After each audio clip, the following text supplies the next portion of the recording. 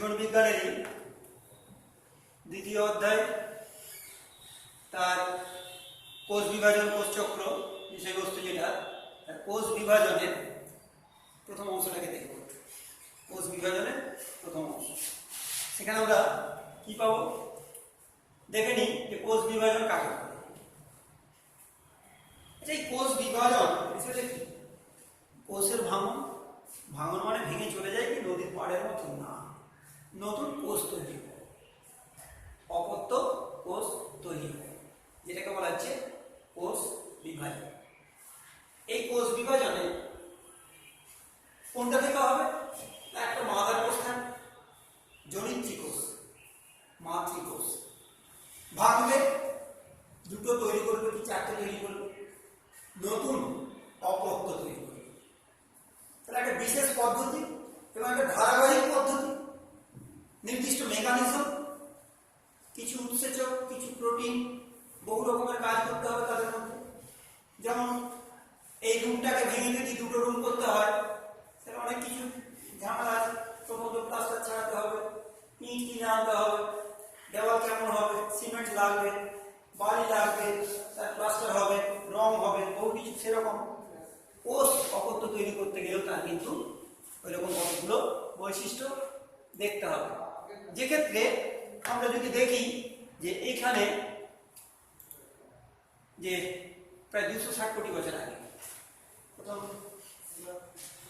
360 কোটি বছর আগে পৃথিবী, তারপরে 260 কোটি বছর, 100 কোটি বছর সময় লেগে গেছিল, বেশি দিন না, মাত্র 100 কোটি বছর সময় লেগেছিল পৃথিবী সৃষ্টির পরে জীব সৃষ্টি হল। সেই সময় থেকে যে অপত্যগুলো তৈরি হয়েছিল তখন কিন্তু ওইরকম কিছু ছিল না, একটা গোলপিণ্ড ছিল।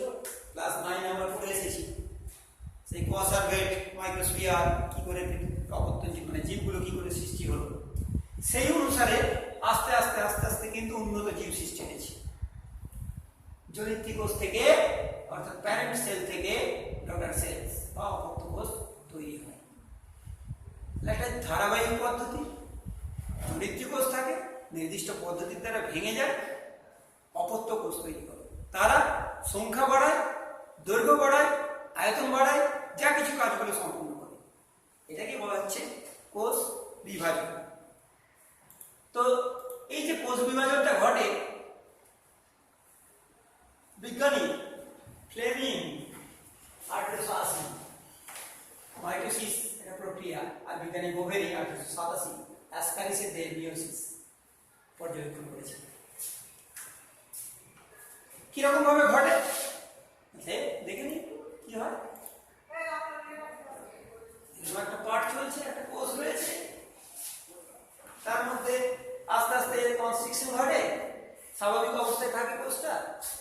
এবার এইটা বাড়বে, উপাদানটাকে বাড়াবে, ভেতরে ক্রোমোজোম তৈরি হবে, কারো ক্ষেত্রে ক্রোমোজোম তৈরি হবে, কারো ক্ষেত্রে হবে না। নিউক্লিয়াসের গঠনটা ভাঙবে, দুটো দিক থেকে কনস্ট্রিকশন হবে, তার বিভিন্ন অংশগুলো রয়েছে, সেই অংশগুলো আস্তে আস্তে পরিমাণটাকে বাড়াবে, ডবল হবে, ডাম্বেল শেপ হবে। যার ক্ষেত্রে ক্রোমোজোম গঠিত হবে তার এক রকমের, যার ক্ষেত্রে ক্রোমোজোম গঠিত হবে না তার অন্য রকমের। সরাসরি হতে পারে বা পরোক্ষভাবে হতে পারে, প্রত্যক্ষ বা পরোক্ষভাবে হতে পারে। এবং মাঝখানে কনস্ট্রিকশন হতে হতে এই দুটো দিক থেকে খাওয়া যাবে, সেন্ট্রিওল যাদের সেন্ট্রোজোম আছে দুটো দিকে সরে যাবে এবং এই মাঝ বরাবর ভেঙে গিয়ে দুদিকে দুটো অপত্য কোষকে তৈরি করাতে পারে। এটা একটা কমন মেকানিজম, সাধারণ পদ্ধতি। সেই সাধারণ পদ্ধতিতে এদের ওই বিভাজনগুলো ঘটে, যে ক্রোমোজোমের গঠনগুলোকে তৈরি করে, ক্রোমোজোমের গঠন তৈরি হয়, তারপর দুদিকে টানবে, দুদিকে টানার পর তাদের সেই বেমতন্তুর গঠন আমরা পরে আসছি ডিটেলসে, জাস্ট একটু ওভারভিউ, মানে প্রাইমারি কনসেপশনটাকে, বেসিক কনসেপশনটাকে নিয়ে নিয়ে কিভাবে হয় একটু দেখে নিলাম।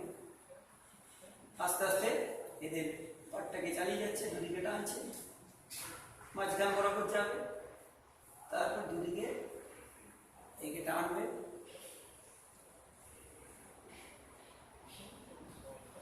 তন্তুগুলো তৈরি হলো।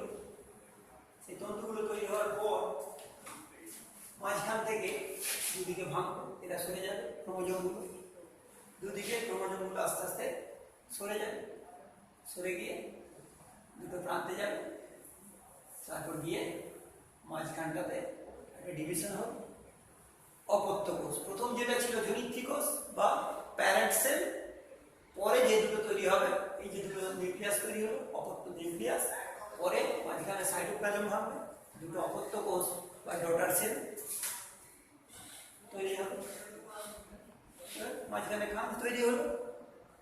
আর গোলাকার সেল মানে বুঝতে পারছি এটা প্রাণী কোষ, উদ্ভিদ কোষ হলে তার গঠনটা আলাদা রকমের হয়।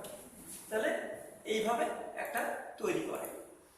এবার কোষ বিভাজনে অংশগ্রহণ করে নির্দিষ্ট কতগুলো কোষ অঙ্গাণু আছে। আমরা আজকে আপাতত এইটুকু দেখবো যে কোন কোন কোষ অঙ্গাণু কোষ বিভাজন ঘটায়, তারপর তার বিশদ বিবরণ পরের ক্লাসেতে দেখব। কোষীয় অঙ্গাণু হিসেবে যেগুলো পায়, প্রথমত থাকে নিউক্লিয়াস, যে না ছাড়িয়ে কোষ বিভাজন সম্পূর্ণ হতে পারে না। তাহলে কি আদি কোষে নিউক্লিয়াস গঠিত হয়? না, আদি নিউক্লিয়াস থাকে, আদর্শ নিউক্লিয়াস গঠিত হয় না। তো ওদের তো আদর্শ নিউক্লিয়াস যেহেতু গঠিত হয় না, তাহলে কি তাদের বিভাজন ঘটে না? ঘটে। প্রত্যক্ষ বিভাজন, প্রত্যক্ষ বিভাজন যেটা আমরা পরে দেখব অ্যামাইটোসিস।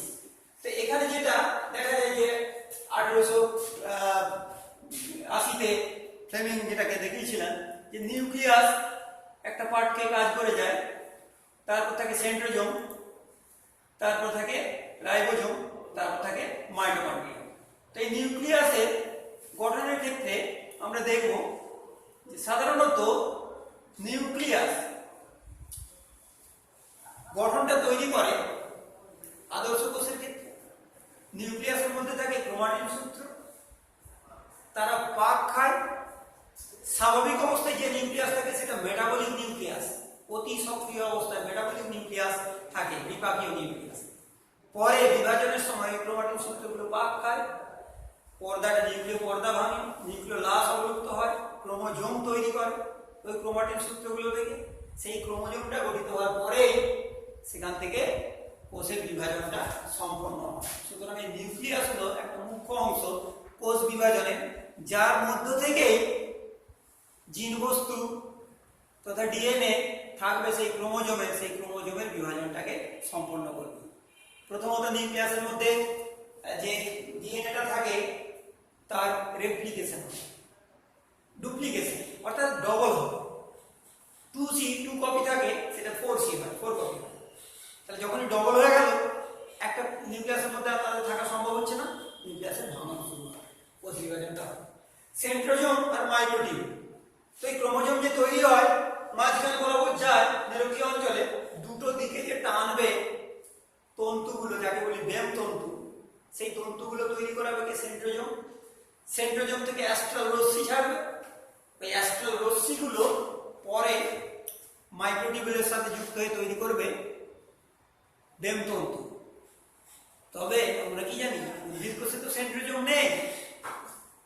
সেইটার ভিত্তিতে যাদের অ্যাস্ট্রাল রশ্মি থেকে বেমতন্তু গঠিত হয় আর যাদের অ্যাস্ট্রাল রশ্মি থেকে বেমতন্তু গঠিত হয় না, তার মানে দুটো ভাগ, অ্যাস্ট্রাল কোষ বিভাজন, অ্যানঅ্যাস্ট্রাল কোষ বিভাজন।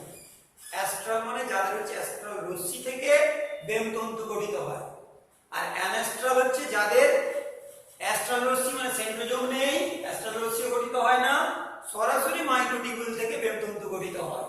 সেইখান থেকে হচ্ছে গঠনটাকে তৈরি করে। আর একটা সেন্ট্রোজোমের মধ্যে থাকে দুটো সেন্ট্রিওল, দুটো মেরুর দিকে সেন্ট্রিওল দুটো সরে যায়, এই ছবিটা প্রথমে দেখলাম, দুটো প্রান্তে গেল, সেখান থেকে অ্যাস্ট্রাল রশ্মি ছাড়লো, তারা মাইক্রোটিউবুলে যুক্ত হলো, বেমতন্তু গঠন করলো। আর এই যে বেমতন্তুগুলো হয়, এই প্রান্ত থেকে আরেক প্রান্ত পর্যন্ত বিস্তৃত থাকে, কিছু কন্টিনিউয়াস, এই প্রান্ত থেকে ওই প্রান্ত, কিছু এই প্রান্তে গেল কেটে যায়, ডিসকন্টিনিউয়াস। আর কিছু ক্রোমোজোমের সঙ্গে যুক্ত হয়, ক্রোমোজোমের কাইনেটোকোরে, আমরা আগের ক্লাসে পড়েছি, ক্রোমোজোমের কাইনেটোকোরে যুক্ত হয় যেগুলো, তাহলে ক্রোমোজোমের সঙ্গে যুক্ত বেমতন্তু ক্রোমোজোমাল তন্তু। পরে যখন ক্রোমোজোমগুলো মাঝখান বরাবর ভেঙে যায়, তাদের মধ্যবর্তী স্থানে আবার তৈরি করে কিছু তন্তু তন্তু, যেটাকে বলা হয় ইন্টারজোনাল তন্তু। আর ওই ইন্টারজোনাল তন্তুগুলো প্রাণী কোষের কোষ বিভাজনের সময় ইন্টারজোনাল তন্তুগুলো যুক্ত হয়ে গিয়ে স্টেম বডি গঠন করে, স্টেম বডি। নেক্সট হচ্ছে রাইবোজোম। তাহলে একটা কোষ বিভাজন করতে গেলে, যে কোনো একটা বিল্ডিং করতে গেলে বা আলাদা রুম করতে গেলে তাহলে তো অনেক কিছু দরকার, টাকা পয়সা, ইট, বালি, সিমেন্ট, বহু কিছু। সেরকম কোষ বিভাজন ঘটাতে গেলে উৎসেচক দরকার। উৎসেচক মানে প্রোটিন ধরুন, প্রোটিনটা আসবে কোথা থেকে? আরএনএ থেকে। আরএনএটা আসবে কোথা থেকে? ডিএনএ থেকে। আর আমরা কি জানি যে প্রোটিন সংশ্লেষ করে কে? প্রোটিন কারখানা কে? রাইবোজোম। সুতরাং রাইবোজোমের মধ্যে প্রোটিন সংশ্লেষিত হয়। এই রাইবোজোমটা প্রোটিন তৈরি করায় কোষ বিভাজনের জন্য প্রয়োজনীয় যে প্রোটিনগুলো। আবার ওই যে ক্রোমোজোমগুলোর থেকে যখন মানে তন্তুগুলো তৈরি করে আবার ক্রোমোজোম গঠন করবে, হিস্টোন প্রোটিন, নন হিস্টোন প্রোটিন, সেই সবের সংশ্লেষ করাবে কি? রাইবোজোম। অবশেষে আরেকটা থাকে মাইটোকন্ড্রিয়া। মাইটোকন্ড্রিয়া কি রকমের? মাইটোকন্ড্রিয়াটা কি কাজ করবে? কোষ বিভাজন করতে গেলে পয়সা লাগবে, বলুন না? একটা বিল্ডিং করতে গেলে বা একটা রুমকে দুটো রুম করতে গেলে পয়সা লাগবে। কোষের ক্ষেত্রে তারও তো পয়সা লাগবে, মুদ্রা লাগবে, শক্তি মুদ্রা, এনার্জি কারেন্সি, ঠিক আছে? এটিপি হোক বা জিটিপি হোক, অ্যাডিনিন যেটা এটিপি আর জিটিপি হিসেবে থাকছে, ট্রাইফসফেট, অ্যাডিনোসিন ট্রাইফসফেট আর গুয়ানোসিন ট্রাইফসফেট হিসেবে থাকছে। এইগুলো, এই শক্তির সংশ্লেষটা কে করাবে? মাইটোকন্ড্রিয়া। কারণ আমরা কি জানি? Power house of the cell is the mitochondria. তাহলে মাইটোকন্ড্রিয়ার মধ্যে এটিপি জিটিপি সংশ্লেষ করবে। কারণ আমরা কি দেখেছিলাম? মাইটোকন্ড্রিয়াতে বিপাকীয় পথের মুখ্য অংশ টিসিএ চক্র চলে। সেই টিসিএ চক্র প্রচুর শক্তি উৎপন্ন করে, এটিপিও তৈরি করে, জিটিপিও তৈরি করে। তাই মাইটোকন্ড্রিয়াটাও একটা বিশেষ কোষীয় অঙ্গাণু হিসেবে কাজ করে যায় কোষ বিভাজনে। এবার কোষ বিভাজনে কিছু তাৎপর্য আছে। কি রকমের? কোষ বিভাজনের ফলে জীবের আকার আয়তনের বৃদ্ধি ঘটে। বৃদ্ধি যদি দেখা হয়, ওইটাতে আমরা ছবিটা দেখেছি, এটা বাড়ছে আস্তে আস্তে। এই যে বৃদ্ধিটা, এটা কার দ্বারা? কোষের বিভাজন, কোষের সংখ্যা বাড়াচ্ছে। প্রথমত কোষের আকার আয়তন বাড়ায়, তারপরে কোষের সংখ্যা বাড়ায়। ধীরে ধীরে তাদের পরিবর্তন ঘটে। সেই সংখ্যা বাড়ালে তবে করে জীবের বৃদ্ধি ঘটে। দ্বিতীয়ত বলছে ভ্রূণের পরিস্ফুরণের জন্য বিভাজনের প্রয়োজন। কিরকম? আমরা জানি শুক্রাণু ডিম্বাণু মিলনে নিষেক সম্পন্ন হয়। নিষিক্ত ডিম্বাণু জাইগোট, একটা কোষ ভেঙে দুটো হয়। 2 থেকে 4, 8, 16, 32, 16 কোষ মরুলা, তার থেকে ব্লাস্টুলা, গ্যাস্ট্রুলা, ত্রিস্তর তৈরি করে, একটোডার্ম, মেসোডার্ম, এন্ডোডার্ম। সেখান থেকে পরিণত একটা জীবের গঠন করায়। সেই গঠনটা তৈরি হতে গেলে কি? কোষের সংখ্যা বাড়াতে হচ্ছে। সেই কোষের সংখ্যাটা বাড়ছে কোথা থেকে? না, কোষ বিভাজনের দ্বারা। যদি কোষ বিভাজন না ঘটতো, একটা কোষের দ্বারা পুরোটা সম্পন্ন হতো না। সুতরাং প্রথমত কোষের সংখ্যা বাড়ালো, দ্বিতীয়ত কোষের সংখ্যা বেড়ে গিয়ে, আচ্ছা বলুন, কোষের সংখ্যা বেড়ে গেল, সব কোষগুলো কি একই রকম কাজ করবে?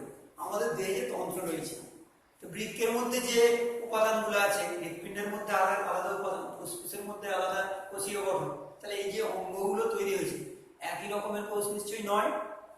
এই যে গুণগত পরিবর্তন, এটা হচ্ছে বিকাশ, ডেভেলপমেন্ট ঘটছে, গুণগত পরিবর্তন। একটা হচ্ছে সংখ্যার পরিবর্তন, আর একটা গুণগত মানের উন্নতি সাধন। সেইভাবে কিন্তু এই ডেভেলপমেন্টটা ঘটে যায়। এছাড়া এই যে ক্ষয়প্রাপ্ত স্থান মেরামত, কোনো জায়গায় কেটে গেলে আবার মেরামত হচ্ছে। আমরা দেখেছি টিকটিকি লেজ কেটে যায়, আবার কিছুদিন পরে বেরিয়ে যায়। স্যালামান্ডারে অগ্রপথ বা পশ্চাৎপথ কেটে গেলে 3 মাস সময়ের মধ্যে আবার নতুন করে সেই পথটা নির্গত হয়ে যায়। স্যালামান্ডার একটা উভচর, ডগ এরিয়ার দিকে থাকে, হয়তো জাহাজের ব্লেডে কেটে গেল, আবার নতুন করে বেরিয়ে যায়। আমাদের যদি সম্ভব হতো হাতটা কেটে গেল, নতুন হাত বেরিয়ে যেত, খুব ভালো হতো, কিন্তু সেটা তো আর সম্ভব নয় আমাদের ক্ষেত্রে। স্যালামান্ডারের ক্ষেত্রে হয়, রিজেনারেটিভ ক্যাপাসিটি রয়েছে, আমাদের সেটা নেই। আচ্ছা, জনন আর বংশ বিস্তারের ক্ষেত্রে কোষ বিভাজনের অবদান। জনন এককোষী জীবের ক্ষেত্রে অপত্য তৈরি করা, সংখ্যা বাড়াচ্ছে, বংশ বিস্তার করছে। ওই যে কোষীয় উপাদান তৈরি করলো শুক্রাণু, ডিম্বাণু, কোষ বিভাজনের দ্বারা। যদি ওই কোষ বিভাজনগুলো না ঘটতো তাহলে কিন্তু আর অপত্য তৈরি হতো না, বংশবিস্তার ঘটতো না। আস্তে আস্তে পরিবেশ ধ্বংস হয়ে যেত, জীবের অবলুপ্তি ঘটে যেত।